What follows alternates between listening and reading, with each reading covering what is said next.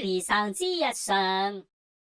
日本三大祭典之一嘅神田祭係東京其中一個最盛大同最歷史悠久嘅祭典。神田祭至今已經有1300年嘅歷史，喺江戶時代德川幕府時期已經開始舉辦㗎喇。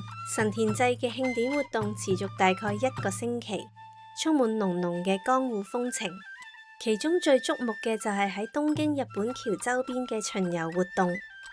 祭典主要供奉嘅神明包括有同繁榮同好運有關嘅神田明神，仲有神田神社嘅守護神惠比壽同埋大黑天。雖然神田祭係東京最大嘅祭典之一，不過主要嘅活動只係單數年份，每2年先舉辦一次。大家有機會都可以體驗一下㗎。